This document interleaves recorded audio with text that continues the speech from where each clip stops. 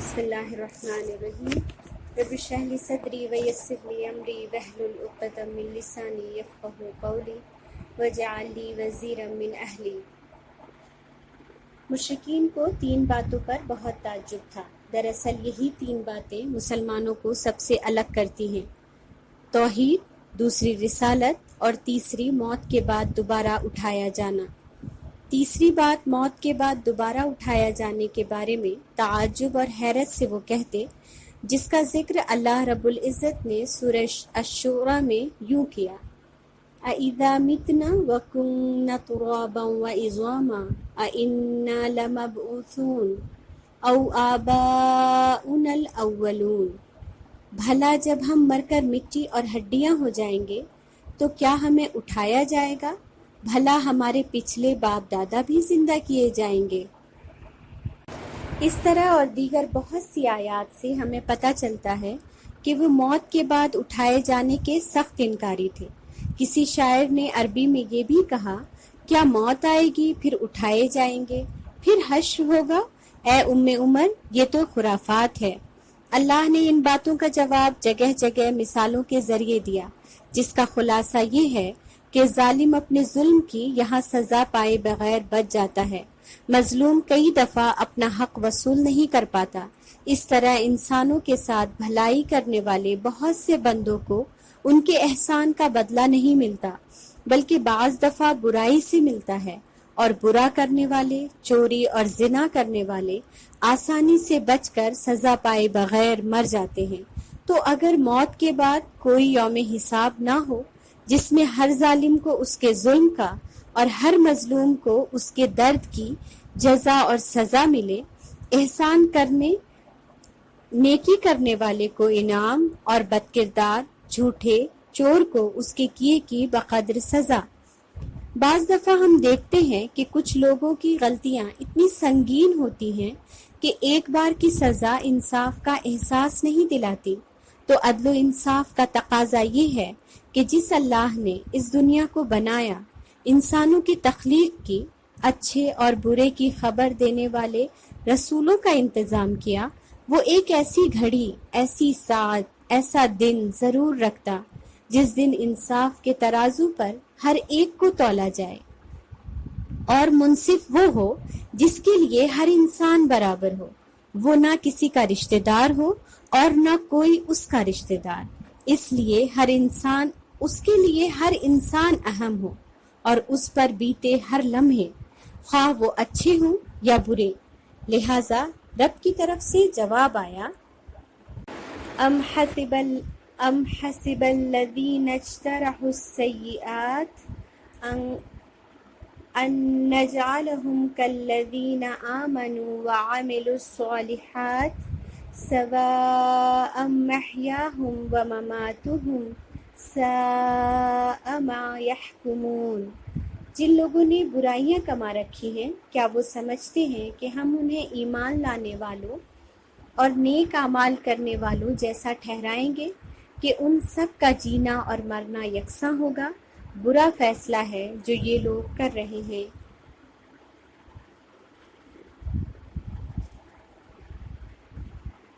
سچ بات یہ ہے، اگر ظالم بغیر پکڑ میں آئے مر جائے اور مظلوم ساری زندگی ظلم سہ کر بالآخر مر جائے تو یہ بات کتنی تکلیف دہ ہے کہ انسانوں کو بنانے والا اپنے بندوں کے ساتھ انصاف نہ کرے۔ آج ہمیں لوگوں کو دعوت دیتے وقت سب سے زیادہ اسی بات کو سمجھانے میں پریشانی آتی ہے، اور دراصل اگر ہم غور کریں تو اس انسان نے اس حقیقت کو سمجھ لیا کہ موت کے بعد زندگی ہے، اس کے لیے پھر اللہ کو ایک ماننا اور اللہ کا اپنے پیغام کے لیے انبیاء کا بھیجا جانا سمجھ میں آ جائے گا، یا اس کے لیے سمجھنا آسان ہو جائے گا۔ ہمیں لگتا ہے کہ یہ آج کی پرابلم ہے، لیکن رسول اللہ صلی اللہ علیہ وسلم کی سیرت اور قرآن کے بار بار ان آیتوں کو پھیر پھیر کر لانے سے یہ بات سمجھ میں آتی ہے کہ یہ اس وقت کا بھی اہم مسئلہ تھا۔ مشرکین مکہ بھی اس حقیقت کو پاگل پن اور خرافات ہی کہہ رہے تھے، ان کی عقل بھی اس بات کو قبول نہیں کر پا رہی تھی۔ تو ارشاد ربانی ہوا: أأنتم أشد خلقا أم السماء بناها، کیا تمہاری پیدائش زیادہ سخت ہے یا آسمان کی؟ نیز اللہ نے فرمایا کیا انہیں یہ دکھائی نہیں دیتا کہ جس اللہ نے آسمان و زمین کو پیدا کیا اور انہیں پیدا کر کے نہیں تھکا، اور وہ اس پر قادر ہے کہ مردوں کو زندہ کر دے؟ کیوں نہیں، یقیناً وہ ہر چیز پر قدرت رکھتا ہے۔ پھر اللہ نے یہ بھی فرمایا وَلَقَدْ عَلِمْتُمُ النَّشْأَةَ الْأُولَى فَلَوْلَا تَذَكَّرُونَ، تم پہلی بار کی پیدائش کو تو جانتے ہی ہو، پھر بات کیوں نہیں سمجھتے؟ اور بتایا کہ کما بدانا اول خلق نعیدہ وعدا علینا ان کنا فاعلین، ہم نے جس طرح پہلی بار شروع میں پیدا کیا تھا اسی طرح دوبارہ پلٹا کر بھی پیدا کریں گے، ہمارے ذمے یہ وعدہ ہے اور ہم اسے کر کر ہی رہیں گے۔ اللہ نے یہ بھی یاد دلایا کہ یہ بات تمہارے عام مشاہدے میں ہے کہ کسی کام کو دوبارہ کرنا پہلی بار سے زیادہ آسان ہے۔ ان تمام آیات پر ہم غور کریں تو پتہ چلتا ہے کہ اللہ نے کتنی آسانی سے انسانوں کو انسان کی فطرت کے مطابق جواب دیا ہے۔ انسان جانتا ہے کہ پہلی بار کسی کام کو کرنا مشکل ہوتا ہے لیکن دوبارہ آسان ہو جاتا ہے، حالانکہ اللہ کے لیے تو پہلی بار بھی مشکل نہ تھا۔ لہٰذا داعیان وطن کے لیے، ہمارے لیے اس میں ایک سبق ہے کہ ہم بھی اپنے اہل وطن سے اسی زبان میں اسی تمثیل کے ساتھ بات کریں جس کے ذریعے اللہ نے مشرکین مکہ کو سمجھایا، اور رسول اللہ صلی اللہ علیہ وسلم نے منوعاً اسی طریقے سے ان کے سامنے بات رکھ دی۔ ہماری کمی یہ ہے کہ ہم قرآن کی آیات پر، اس کی تمثیل پر یقین ہی نہیں کرتے، اپنی بات، اپنی سمجھ، اپنی دلائل پر یقین کرتے ہیں۔ یاد رکھیں یہ رب کا کلام ہے، ہر ایک کے رب کا، یہ وہ رشتہ ہے جو ہر انسان کا اس قرآن سے ہے، چاہے وہ اس کو سمجھتا ہو یا نہ سمجھتا ہو۔ جیسے آپ یوں سمجھ لیں کہ قرآن اللہ اور بندوں کے درمیان کی وہ ڈور ہے جو رب کو مخلوق سے جوڑتی ہے، اور ہم جب ان کے خالق کے الفاظ ان کے کانوں تک پہنچا دیں گے تو وہ انشاءاللہ اپنے دل میں اپنے رب کی دستک ضرور محسوس کریں گے۔ بس ہمیں وہ رابطہ بننا ہے اور اپنا اجر سمیٹ لینا ہے انشاءاللہ۔ لہٰذا تبلیغ کے لیے قرآن کو ہی ذریعہ بنائیں، کیونکہ یہی تبلیغ کی آخری کتاب ہے، اور اس کا طریقہ تبلیغ رب کا طریقہ تبلیغ ہے، اور رب کا طریقہ انسانوں کے طریقے سے بہرحال بہتر ہے، یقیناً بہتر ہے۔ دوسری بات نبی صلی اللہ علیہ وسلم کا رسول بنایا جانا، یعنی رسالت، جس پر انہیں تعجب تھا۔ قریش رسول اللہ صلی اللہ علیہ وسلم کو سچا، امانت دار، متقی، پرہیزگار، انصاف پسند تسلیم کرتے تھے، مگر وہ نبوت اور رسالت کے مرتبے اور مقام کو بہت اونچا سمجھتے تھے۔ وہ یہ سمجھتے تھے کہ یہ کسی انسان کو نہیں دیا جائے، ان کا عقیدہ تھا کہ نبی انسان نہیں ہو سکتا، لہٰذا جو ان کی طرح کھاتا پیتا ہو اور دیگر ضروریات زندگی کے کام کرتا ہو۔ لہٰذا ان کے اعتراضات کا ذکر رب نے یوں فرمایا ما لی ھذا الرسول یأکل الطعام ویمشی فی الاسواق، یہ کیسا رسول ہے کہ کھانا کھاتا ہے اور بازاروں میں چلتا پھرتا ہے۔ بل عجبوا ان جاءهم منذر منهم فقال الكافرون هذا شيء عجیب، انہیں تعجب ہوا کہ ان کے پاس خود انہی میں سے ایک ڈرانے والا آ گیا، چنانچہ ان کافروں نے کہا یہ تو عجیب چیز ہے۔ انہوں نے کہا ما انزل اللہ علی بشر من شیء، اللہ نے کسی بشر پر کوئی چیز نہیں اتاری۔ لہٰذا اللہ نے ان کے عقیدے کو باطل ٹھہرایا اور ان کی تردید ان الفاظ میں کی إن نحن إلا بشر مثلكم ولكن الله يمن على من يشاء من عباده.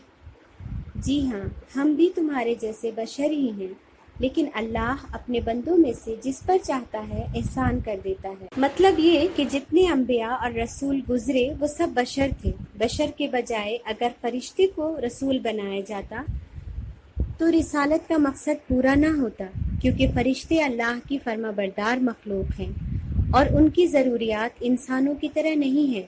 انسان اور فرشتے کی طاقت اور صلاحیت، جسمانی حیت، پیدائش کا سامان سب مختلف ہے، لہٰذا اس کو انسانوں کے لیے اسوہ بنانا انسانوں ہی کے ساتھ زیادتی ہوتی، اور اس طرح رسالت کا مقصد پورا نہیں ہو سکتا تھا، کیونکہ انسان فرشتے کے طریقے پر عمل نہیں کر سکتا، تو پھر رسالت کا کیا حاصل ہوتا؟ چونکہ مشرکین ابراہیم علیہ السلام اور اسماعیل علیہ السلام کو جانتے اور مانتے تھے، اور وہ یہ بھی جانتے تھے کہ وہ سب انسان تھے۔ اس دلیل کے بعد ان کے لیے بحث کی گنجائش ختم ہو گئی تھی، لہٰذا انہوں نے کہنا شروع کیا، کیا اللہ کو اپنی پیغمبری کے لیے یہی یتیم لاچار انسان ملا تھا؟ یہ کیسے ہو سکتا ہے کہ اللہ تعالیٰ قریش اور ثقیف کے بڑے بڑے لوگوں کو تو چھوڑ دے اور اس مسکین کو اپنا پیغمبر بنا لے؟ تو اللہ تعالیٰ نے مختصر اور پیارا سا جواب دیا، اَهُمْ يَقْسِمُونَ رَحْمَتَ رَبِّكَ، کیا تمہارے رب کی رحمت یہ لوگ تقسیم کریں گے؟ اور پھر اللہ نے فرمایا، اللہ عالم حیث یجعل رسالتہ، اللہ بہتر جانتا ہے کہ اپنی رسالت کہاں رکھے، یعنی کس کو دے۔ دراصل اسلام کا پیغام ہر ایک کے لیے یکساں تھا، اور رسول اللہ صلی اللہ علیہ وسلم بڑے چھوٹے، امیر غریب، کمزور طاقتور، غلام آزاد، سب کے لیے یکساں رسول تھے، اور سرداران مکہ اس بات سے پریشان تھے کہ رسول اللہ صلی اللہ علیہ وسلم کا پیغام ہر فرد کو برابر کر رہا تھا، امیر غریب کا، غلام اور آزاد کا فرق مٹا رہا تھا۔ ان سب اعتراضات سے جب انہیں کوئی خاص فائدہ حاصل نہ ہوا تو انہوں نے اپنا رخ بدلا، معجزات اور نشانیوں کا مطالبہ کیا، محض اس لیے کہ وہ آپ کو جھوٹا ثابت کر سکیں اور خود اپنی ضد پر قائم رہ سکیں۔ اس پر ہم آگے تفصیل سے بات کریں گے انشاءاللہ۔ ابھی بات ان کے پہلے تعجب کی، یعنی کہ توحید۔ آپ کو یاد ہوگا توحید ان کے تعجب کا پہلا حصہ تھا، دوسرا رسول، تیسرا موت کے بعد اٹھایا جانا۔ ہم نے موت کے بعد اٹھائے جانے سے شروعات کی۔ اللہ ہی خالق ہے، اللہ نے آسمان و زمین بنائے ہیں، سورج اور چاند اسی کی تخلیق ہے، اور وہ سارے جہان کا بادشاہ ہے، وہی زندہ کرتا ہے اور وہی مارتا ہے۔ وہ اللہ کی ذات اور صفات میں اللہ کو ایک ہی مانتے تھے، بس اللہ کو ایک ماننے کے بعد وہ یہ کہتے تھے کہ اللہ نے اپنے بعض مقرب اور مقبول بندوں، مثلاً پیغمبر اور نبیوں کو، اچھے اور نیک لوگوں کو دنیا کے کاموں میں کچھ تبدیلی کرنے کا اختیار دے رکھا ہے، اور وہ اللہ کے دیے ہوئے اختیارات کی بنا پر انسانوں کے کچھ کام آ سکتے ہیں، مثلاً وہ اولاد دے سکتے ہیں، مصیبت دور کر دیتے ہیں، بیمار کو شفا اور ضرورت مند کی ضرورت پوری کرنے کی وہ طاقت رکھتے ہیں۔ چونکہ اللہ نے انہیں اختیارات دے رکھا ہے اس لیے وہ پاورفل ہیں، لہٰذا وہ بندوں کی ضرورت غیبی طریقے سے بھی پوری کر دیتے ہیں۔ ان سے دعا کرنے سے مصیبتیں ٹل جاتی ہیں، بلائیں دور ہو جاتی ہیں، یہ اللہ سے اللہ کے بندوں کی سفارش بھی کر سکتے ہیں۔ یہ تھا مشرکین مکہ کا عقیدہ اللہ کے بارے میں۔ اس پیراگراف کو دوبارہ ضرور سنیے گا اور غور کریے گا کہ کیا مشرکین مکہ واقعی مشرک تھے؟ یقیناً تھے۔ جب اللہ نے انہیں مشرک کہا تو وہ مشرک تھے۔ تو پھر کیا ہم آج کے مسلمان واقعی مسلمان ہیں؟ سوچیے گا ضرور۔ ہمارے پاس سوچنے کے لیے پورا ہفتہ ہے، انشاءاللہ آگے اگلے سبق میں سبحانک اللہم و بحمدک نشہد ان لا الہ الا انت نستغفرک و نتوب الیک سبحان ربک رب العزت عما یصفون وسلام علی المرسلین والحمد للہ رب العالمین. جزاکم اللہ خیر.